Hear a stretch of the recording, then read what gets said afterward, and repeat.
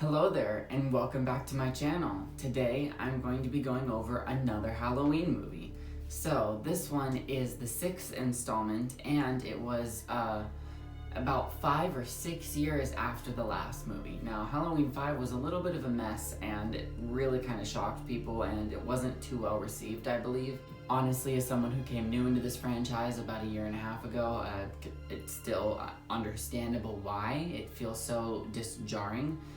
Anyway, we follow Jamie Lloyd as she is older now and she has a baby and we're following that baby, and we're also following Tommy Doyle all grown up, and we are following Laurie Strode's uncle and his family, who are now living in the Myers house because his brother could not sell it, and so it puts the whole story back into Haddonfield and sets up just another situation for Michael Myers to be able to return. This was released in 1995, I believe, and was like one of Paul Rudd's first films, and was a stronger installment than the 5th one, and I think it made Michael Myers scary, and for the longest time it was the end of the franchise, and so it made sure that Michael Myers was a force of nature again. With all of that being said, let's get right into Halloween 6, The Curse of Michael Myers.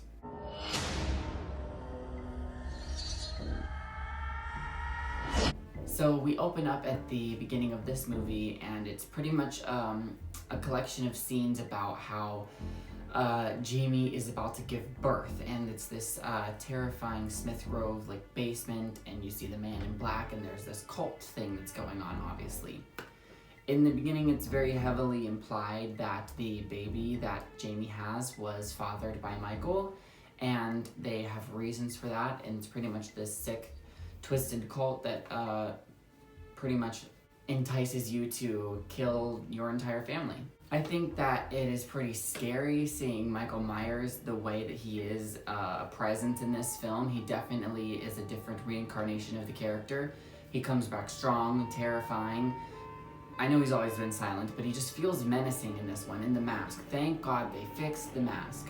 Like I said, the mask has been such a controversial thing for this entire franchise. I'm not the only one that believes that, but it is definitely one of the better sequels where he has one of the better masks. I'm not a big fan of Jamie being older, having a baby, and not being played by Danielle Harris, and I'm sure I'm not the only one that feels that way as well. Danielle Harris just brought such a life and, presence to Jamie Lloyd, and it's a shame that we didn't get to see her in this installment. However, I do like that this one feels very October-y and Halloween and fall aesthetic. I like the leaves in the outside shots. I like that they're back in the Myers house. And I'm pretty sure that they use the actual one or they recreate it. Looks very similar. And the whole getting the story going by having people back in that house was a really interesting concept to me, because if we're going with the whole Laurie Strode being adopted, then it makes sense that there would be this whole other side of a family that Michael would want to target now, especially if they were living in his house. So we meet Kara, or however you want to pronounce her name, and she has a son, and she lives in the house with her mother and father and her brother. And the dad immediately is a dick. We don't like him, and he comes off very, very just harsh and that typical just unlikable character, and they do that for a reason because of, setting up what her home life is like, and unfortunately there are parental figures and people and fathers and humans like that, and so it sets up what environment this is, and we get that nice scene where her kid sticks up for her by grabbing the knife, but you also are terrified because you know that he's been hearing the voices from the man in black.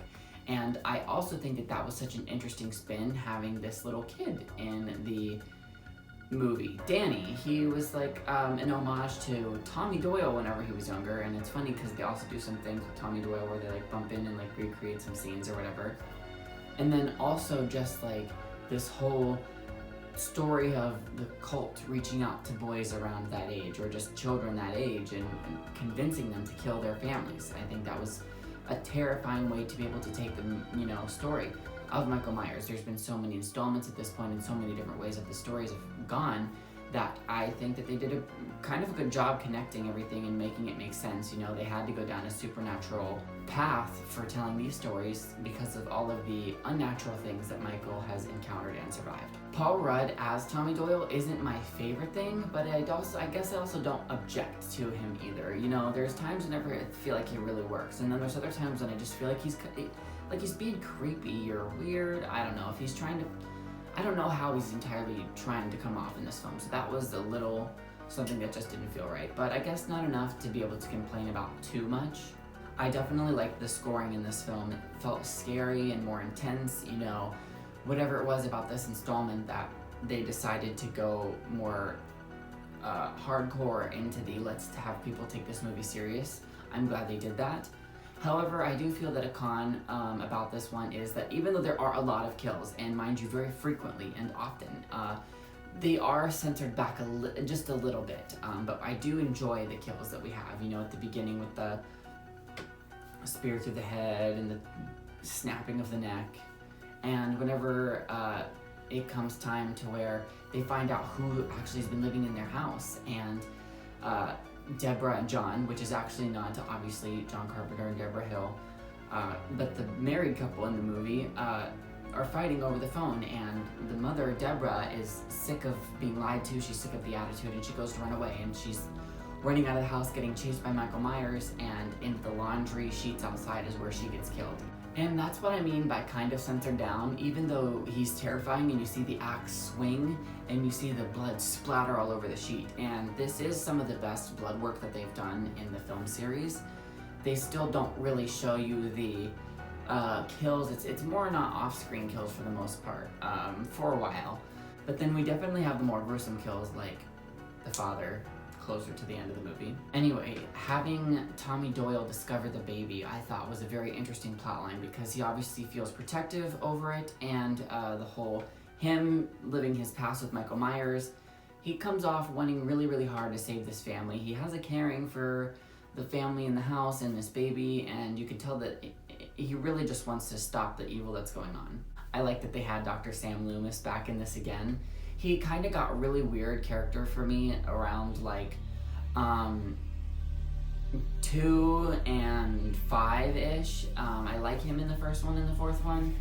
But yeah, for some reason 5, he just seems so whacked out. And I really, really like him in this installment. He was older and retired, and he seemed kind of just like tired and happy, or just kind of like a normal person, and he was just really scared and terrified in this one, and I thought that that was good. I like that he wasn't really in pursuit of Michael, not the main person in pursuit, but still keeping an eye out and a lookout on everyone. This movie was released after Donald Pleasance's death, and so I'm very appreciative that he was able to wrap his part in the movie and that they were able to make his scenes work.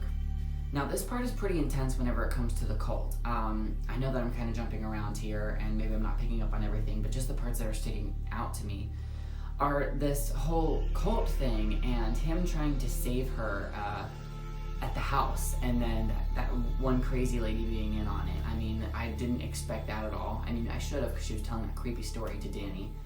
But anyway, then he saves her from the mental institution at Smith's Grove. He's trying to like bust her out of the door right when Michael's coming. And this is one of those things where Michael is just walking and walking, but he's so, like I said, menacing. As slow as he's coming towards them, he could be taking one step a minute, and the danger that you're in still feels there. Like he's such a presence. And I like how they imply and lead into a more supernatural presence with him, is that it's like it kind of explains how you can't run away from him, and how he's able to just pop up everywhere, and like how it makes no logical sense. Like, why wouldn't he just take off running after people? Like, why wouldn't he be worried about his victims getting away? And it's because he doesn't need to worry about that. He's a supernatural entity. He can teleport or transport, or I guess appear wherever his victims need be. And I like that they did like lightning flashes with him in this movie. But yes, at the end, whenever they're escaping the cult and running away, I thought it was so crazy and so seriously good, and just the whole back and forth and the lighting, the atmosphere. I love the aesthetic of the white hallways in Smith's Grove. I like how Loomis figures out that Wynn was the person who had been letting him escape and pulling the strings from behind the scenes since the very first movie. That was an interesting way to be able to tie it all back in, to take kind of like a background character and make him an important part. I also love after they've kind of gotten away from Michael Myers for however many times now, And after like the whole hospital scene, and he goes in there, and that's a pretty badass scene. He just slashes and murders everybody down, and it's like flickering and it's hardcore. That's probably my favorite kill scene of this, and just because he looks so evil, I love it. It's so badass.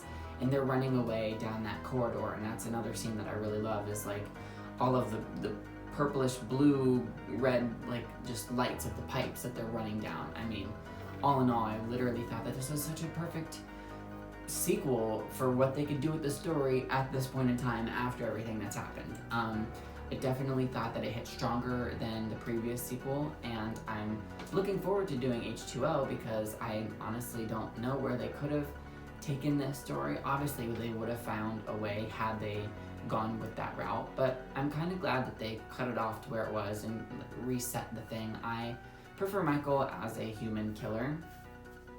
But yeah, we get to the end there, and another great ending where it's pretty much just left up to the winds, where Michael isn't really dead and you just have that mask left on the floor. And I don't know, I like when a movie, especially a Halloween movie and a Michael Myers movie, ends on an eerie note, but sometimes it's nice when it ends on a good note. It depends on what kind of movie, what the characters are, what story they're telling, and which installment it is. But I remember not caring for this one the first time around that I watched it, but it's been several times now that I've seen it, and I actually very much like it. And my rankings of these movies have shifted so much, and then especially after doing these reviews, so I'm super excited to be able to get into that. I'm excited to be able to finish the Halloween series. I just love talking about them in general. So that was my review of Halloween 6, The Curse of Michael Myers. Once again, my Halloween Blu-ray DVD collection, and this is a 10-disc set, but it has 2 cases in it. I finished the first 5 Halloweens, and now I'm on to The Curse of Michael Myers. Tell me what you guys thought about this one. I know this is a very controversial installment, too, because of the theatrical cut and the producer's cut. There's so many different things. I know that people love talking about this one. Do you wish that they had made a sequel to this one? And if there was like a continuation of it, what would you have Michael do, you know? Where does this fit in the list of your Halloween movies? And let me know how much you liked it and what worked and what not, and about the mask too. And yeah, make sure that you check back and check out some of my other videos. I've done a bunch of different genres, and I plan to do a bunch of different more. Thanks for watching my review of The Curse of Michael Myers, and be sure to check back for when I post something new. Alright, thanks. Bye.